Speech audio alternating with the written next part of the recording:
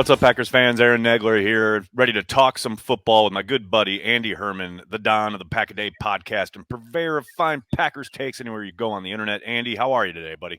I'm doing great. You forgot best food takes on the internet as well. I try not to touch the third rail when I'm online, and that is most certainly your opinions about food. If anybody needs them, just search Andy Herman food takes, and you will be aghast, and you probably will never return. So don't do that. Andy, this game against the Steelers, bit of a business-like kind of feel around this one. Like, I don't think anyone would call it a spectacular win or a spectacular performance, but they did what they needed to do. This is a team in the Steelers that does have some talent, but I think for the most part, the Packers pretty much just took care of business, right? Yeah, I think that's a really great way of putting it. I think anytime you can get to a game in the second half that never really feels in danger of losing, I think that, feels pretty good. And I think Green Bay did take care of business. You would have liked to have seen them maybe slam the door shut just a tad bit more in that second half when they had the opportunities to do so. I know you are going to love to talk about A.J. Dillon, and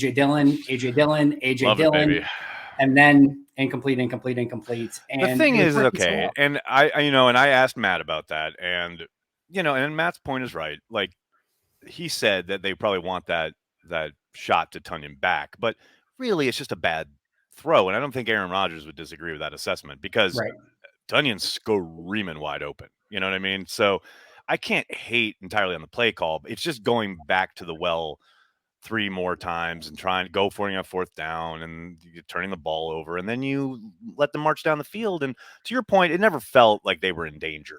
But it sure feels like the last couple of weeks, that idea of we're going to go for the kill shot, we are going to slam the door. And I understand that mentality, especially from Mr. All Gas No Break himself, Matt LaFleur. But it does seem like it's letting teams hang around. And at some point, you would think that's going to bite you, don't you?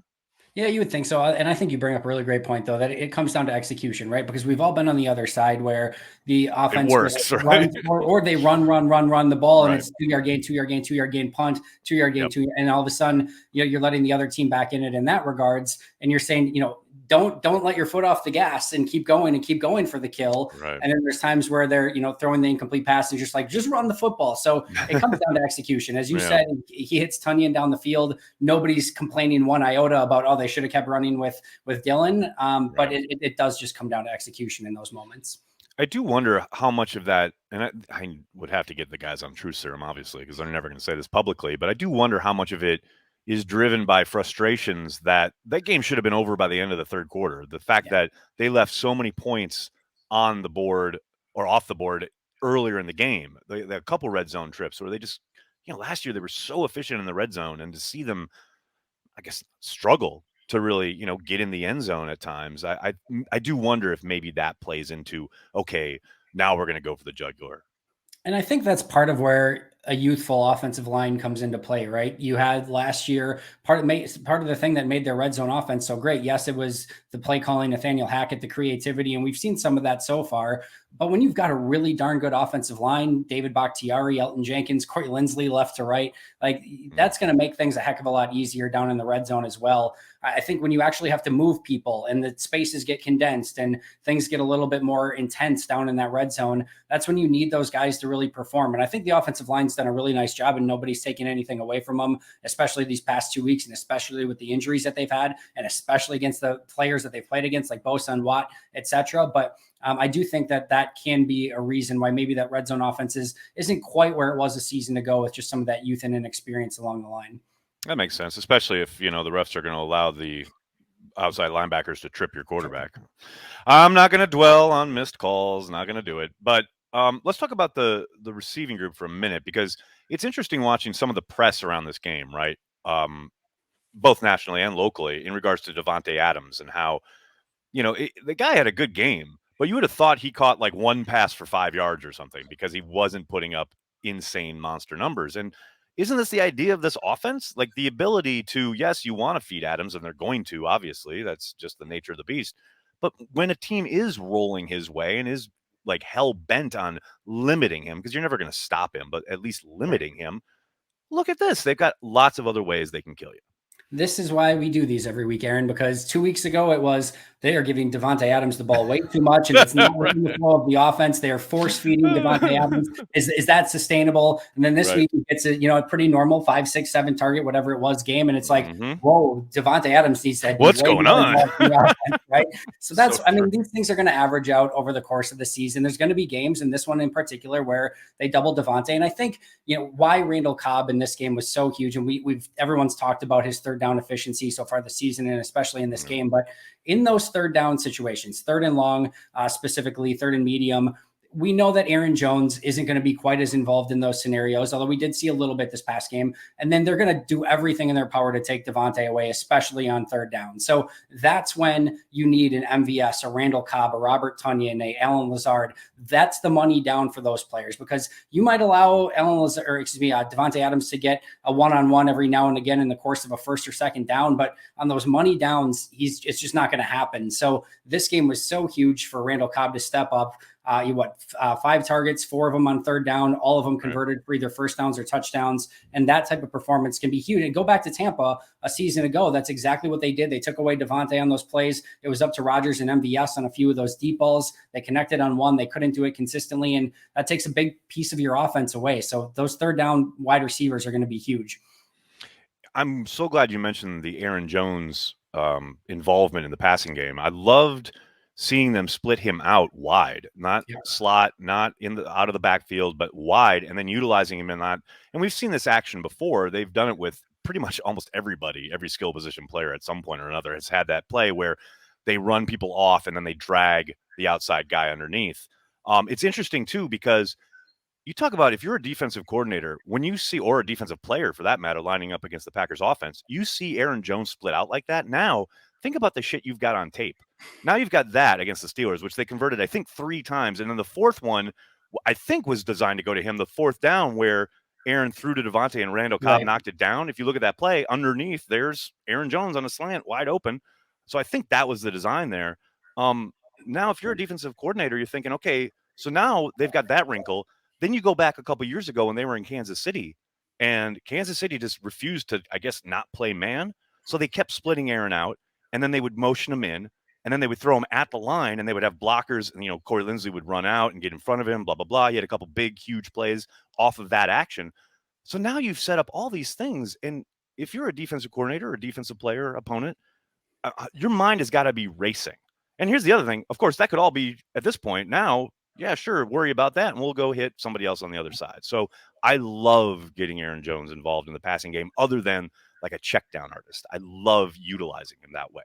Man, I love Matt LaFleur and his mind for that sort of stuff. And not only, stacking things and then making it different the next week, but having things flow off of one, play here and there. It's gorgeous to watch. And, to your point, going back to that Kansas City game in 19, they did a lot of linebacker man-to-man on Aaron Jones, and Green Bay just took advantage of it all day. And then most defenses said, okay, we're not going to do that anymore. Started putting more defensive backs on Jones, which wasn't as, easy to take advantage of. But now, it really makes it difficult for the defense. You have an extra defensive back on the field. All right, now we're just going to bring everyone back in. We're going to run power with Aaron Jones because you can't, play the run defense that you need to with that sort of personnel defensively. So it just I can't imagine when you see Green Bay's personnel come out and these different players who have a variety of different uses to try to figure out, all right, do we want to play base? Do we want to play nickel? Do we want to play dime? And usually Matt LaFleur is a step ahead. And even if he's not, you've got a quarterback that has the IQ of a trillion that can go up at the line of scrimmage and be like, oh, okay, this is what you're doing. We're going to do the exact opposite, and we can take advantage of this, this, and this. It's fun to watch. One thing I noticed for the offense on Sunday that was really apparent comparative to what they were doing in San Francisco is, in San Francisco, they obviously continued to chip. We saw Watt got a lot of attention, just the way Bosa did the week before, but the run game in particular was much more centered around the zone action that we've gotten used to in Green Bay, as opposed to in San Francisco, they ran a lot of power. On Sunday against the Steelers, how many times did we see? I mean, the most obvious example is Dylan's big 25-yard run where the line is washing down and he finds that backside cut and just gets upfield, foot in the ground, get just classic kind of zone running. But man, it happened with Dylan. It happened with Jones. There were so many times where they got the line flowing and the back, whoever it was, would just put their foot in the ground and get upfield on the backside. I was so lovely to see. It was. And again, this just goes to show how difficult it is to prepare for a Matt LaFleur offense, because you go back and watch tape. If you're a defensive coordinator watching tape of San Francisco, you're like, all right, we need to, prepare for all of these man looks. And then they come in, they run a bunch of zone scheme this week, and you just don't know. And I think, one of the beautiful things about Matt LaFleur and his mind and this offensive staff is they're going to take what they think is the defense is going to give them. And if they think that they need to run more man concepts up front, they're going to do so. If they think it's more zone, they're going to do so. If it's play action, if it's rollout, if it's jet sweep, if it's 5 wide, whatever they think is going to give them the most advantageous look, they're going to run with. And, I think you and I have talked about in the past where sometimes you'd maybe like to see them play the hits a little bit more and make the defense stop them first. Right. But, I'm not going to complain over trying to put together a game plan that you think is going to be most beneficial for attacking a specific defense. And I thought that was another great example of that. Let's flip it over to the defensive side of the ball. Obviously, the big headline coming out of this game is Jaire's injury. Yeah. I know there are reports out there. Spoon put out this morning the possibility that he could play with a brace. That kind of blows my mind. But let's just say, for sake of argument, that Jaire is out for a bit of time, if not an extended amount of time. I've already had, I'm sure you have as well, lots of people asking me, are they going to sign a free agent? What are they going to do, etc. I mean, I tend to think they just roll with whoever they got, including probably Kevin King coming back. But what do you think? Well, how do you think they kind of handle the secondary if Jaire's out for a while? Yeah, I think both with Jaire and Z, I think you and I both got that question quite a bit. And I'm with you. I think they're going to start by going with what they have. I think they're going to evaluate it. I do think, I thought Rivers and Garvin stepped up this week, and we're not talking Garvin particularly, I thought had a decent game. Yeah. I don't think they're going to replace Z anytime soon, but they held their own, which was a improvement over the first couple weeks. And the same thing at corner, right? I think if Jaire's out, like all of a sudden, heaven forbid he's out for the year, then I think they're probably going to have some conversations on how they can upgrade that room. If it's a 6-8 week thing, I think they're going to say, you know what, we're going to go with King and Stokes and Sullivan, and we're going to kind of stick with what we have. Probably, like I think you mentioned on Twitter, bring up Akabi and Ento from the practice squad. Your boy. He's the best in the world, right? So, right. Yeah, we'll see what happens there. But I'm with you. And frankly, there's just not much more juice to squeeze from the salary cap to go out and make any sort of major moves. And if you're getting a guy from another team's practice squad, is that really moving the needle all that much? So I don't know. We'll see. I'm sure they're, as Brian would say, they're going to be in every conversation, and they're going to leave no stone unturned. And it's a 365-day a year roster building process. But I think they're going to have their guys the way that it is. Looking at the play on the field on Sunday, what did you make of Kingsley Keke? Because it's so funny with this guy. He makes a couple plays in a game, and you're like, okay, all right. But then you go and you actually watch the tape, and you see him getting washed out still. You see not a lack of pass rush, because I think he did push the pocket a number of times. But, man, you just like to see it more consistently because he can do it. But to me, that's the ultimate frustration, right? It's like, man, great job on the turnover play. Great job batting the ball down in that pass play. But man, there are a number of times where you just see him get absolutely kind of bowled over in the running game where you're like, what, this is year 3, man. Where's your anchor? That to me has been a frustration.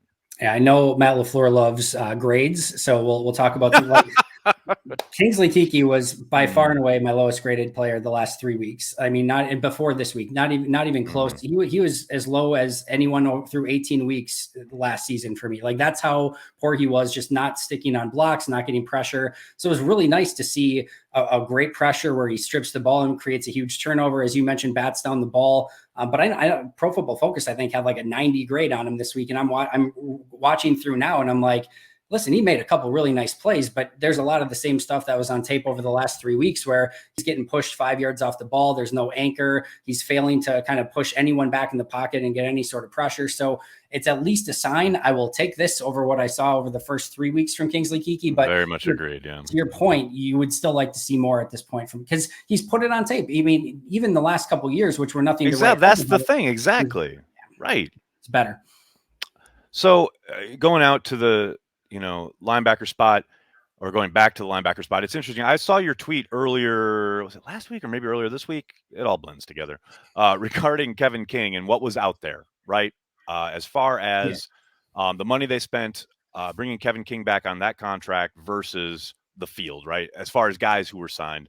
And man, I'm with you. And that's one of the things that kind of bugged me about the signing. It felt like they were kind of bidding against themselves in a way. And I never really understood it. But I did want to point out, like, for that decision, which was head scratching, and certainly I think they could have done better. Especially you look at the way Casey Hayward's playing, and that really gets you kind of hot and bothered about it. But then you look at the inside backer spot. What a find with Campbell. I mean, this guy, he is. I thought he was going to be good, if solid, right? But I think he's playing way beyond my expectations and most people's expectations for, basically a song in free agency. And it's interesting to see where you got your hits and where you got your misses. I think Campbell's been a big hit.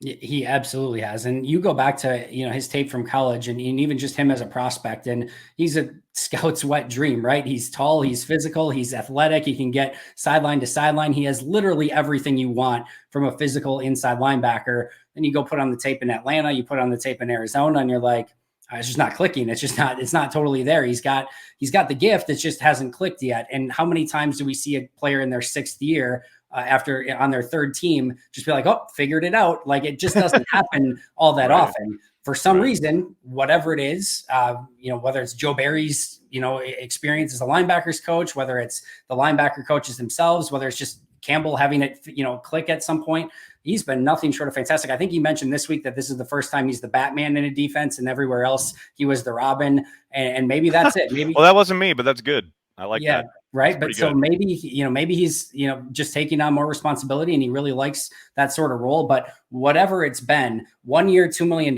for that version of Devondre Campbell is a steal and just a hell of an effort from Brian Gutekunst to find that type of player when they didn't have the money to go out and get any sort of big name free agent. They found one anyway at $2 million. That's the other thing. They got him so late in the process too. Yes. Remember, he barely showed. Remember, I think he showed up at minicamp. He missed the OTAs, and then he was getting a crash course in the defense, and there he is.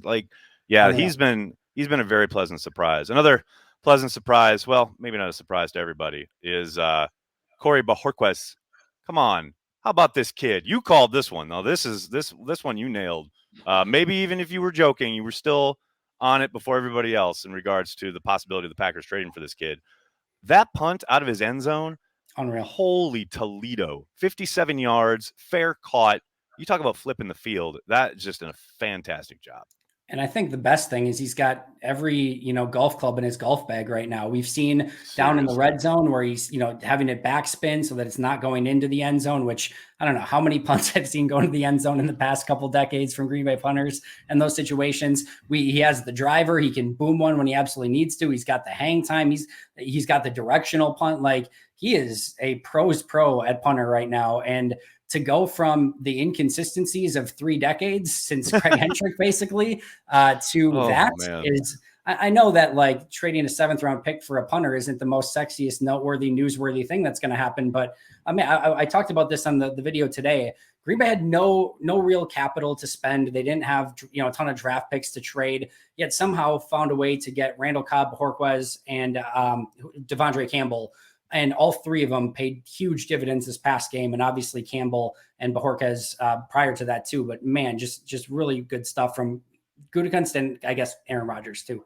Yeah, right. Exactly. Got to give him a shout out. Also, Speaking of shout outs, got to give Yadam a shout out for the job he did making sure that ball didn't go into the end zone. Absolutely. That's a hell of a play, especially because I remember after it happened, I was just instantly looking at the replay at his toe and making sure there was a little sliver of green between his cleat and the goal line. And how many times again have we seen guys not be aware on teams? Again, another good special teams play that a lot of people will forget about or not remember. So I got to bring it up and point out that the teams are headed in the right direction. And going off those acquisitions as well, it goes way under the radar also, but Josh Jackson for Yadam, like Jackson wasn't going to make that play on special teams, right? And he's not doing anything at corner. So you get a player who's helping you on teams, which I think is at least a somewhat of an upgrade there. And then you also make the flip for Kadar Hallman for a future draft pick. Kadar Hallman has been on 3 teams since that trade. He gets cut right away from Houston. He goes to New Orleans. I think the Giants just picked him up today on the practice squad. And they were able to get a guaranteed pick in that deal. It's just those little things may not seem to matter and they're not going to get main headlines in a sports page, but super valuable for long-term value to have those sort of things go in your favor. Absolutely. As always, great to talk some football with you, Andy. Make sure you check out Pack-A-Day podcast here on She Said TV, as well as his work at Packer Report. Andy, thanks a lot, man. I'll talk to you next week. Sounds great. Can't wait.